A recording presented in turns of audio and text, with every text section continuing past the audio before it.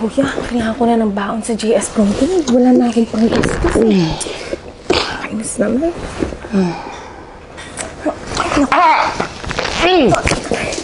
Ano ba?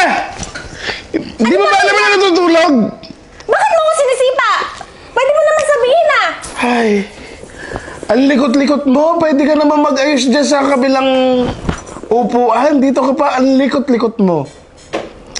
Bakit pwede mo naman sabihin sa akin na maayos ah? Bakit naninipa ka? Hindi mo ba nakikita natutulog ako? Nakakainis na. Wala ka pang tulog. Ang likot-likot mo. Malis ka nga sa harap ko! Ano, hindi ka maalis dyan? Tatamaan ka na sa akin. Alis Ano ka ba yan, dyan. kuya? Oh. Nag-aaway na naman kayo? Oh, sabi mo yung kapatid mo. Oh, Tatatlo na lang tayo tapos nag-aaway pa kayo? At ikaw, bunso, sagot ka pa ng sagot sa kanya. Eh, alam mo naman, di mo naman tatalunin yan sa diskusyon. Pasensya na kuya. Eh paano, nangihingi lang naman kasi ako ng pambaon sa kanya tsaka panggastos ko sa JS Prom ko. Kaso nahiya naman kasi akong gisingin siya eh. Ba't hindi mo na lang sa akin sinabi? Diyan pa kayo nagkukwentuhan. Oh, Alis na kayo dyan, alis!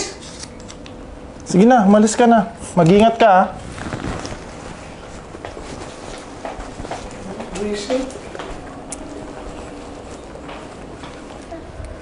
Kuya, Oh. Bakit ba? Ang gulo-gulo nyo. Alam nyo, nagpapahinga ako. Ang gulo-gulo nyo. Oh. Bakit? naunawaan ko yung nararamdaman mo, kuya. Oh. Pero sana, wag mo naman pabayaan yung sarili mo. Sina nanay at tatay ang nawala.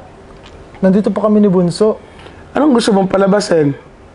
At pamumukha mo sa akin na nakakapagbigay ka na. Sa palibasa ko, wala na akong silbi. Tandaan mo, ako nagpaaral sa'yo. Ha? Naalam mo ba yon? Hindi naman sa ganun, kuya. Oh. Ang sinasabi ko lang, wag mo pabayaan yung sarili mo. Nandito pa kami. Huwag niyo akong intindihin. Sa dami-dami ng problema ko, huwag na kayong sumabay. Tandaan niyo yan. Wala na tayong magulang. Hindi mo alam na responsibilidad ko kayong lahat. Kaya ako namumroblema kung paano ko i-manage yung buhay natin. Alam ko naman yung kuya. Hindi naman ako nakakalimot. Ang sinasabi ko lang, maging positive ka ulit. Ibalik mo yung dating ikaw. Yung masayahin. Hindi yung nilulugmok mo sa kalungkutan yung sarili mo. Kung alam niyo lang yung pinagdadaanan ko, malalaman mo ang hirap na pinagdadaanan ko ngayon. Kaya nga nandito kami lagi, kuya. Hindi nyo kasi alam ang pakiramdam na mawala ng isang magulang. Hindi lang ikaw nawalan, kuya. Kami rin. Nawalan din kami, baka nakakalimutan mo. Pero ang responsibilidad nasa akin.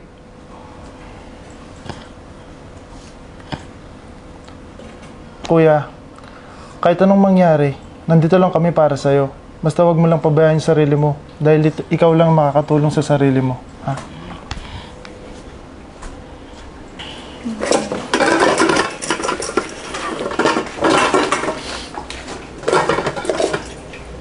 Butso. Butso. O kuya. Sorry sa nagawa ko sa'yo ng isang araw, ha. Pagpasensya mo na ako kasi dami ko talagang iniisip eh. Kaya mo, babawi ako sa'yo. Sa'yo din, pasensya na kung ano yung nasabi ko. Na-realize ko na mali ako. Kailangan ako yung panganay. Dapat ako yung maging mas matatag.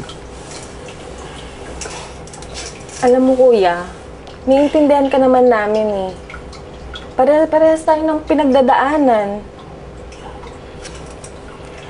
Hindi lang naman ikaw yung nawalan ng magulang eh. Lahat tayo. Pero syempre, di ba, magkakapatid tayo. Sino pa ba nga asahan natin kundi yung isa't isa?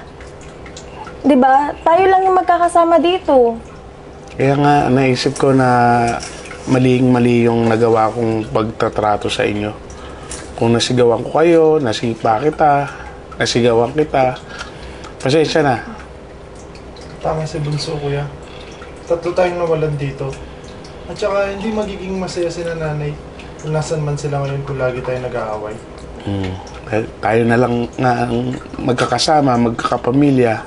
Dapat tayo rin na magtutulungan. Okay? Okay, kuya. Ayos.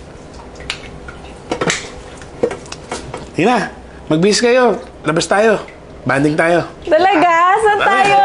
Sige, ako bahala. Oo, ako bahala. Tara. Yay! Bis ka na.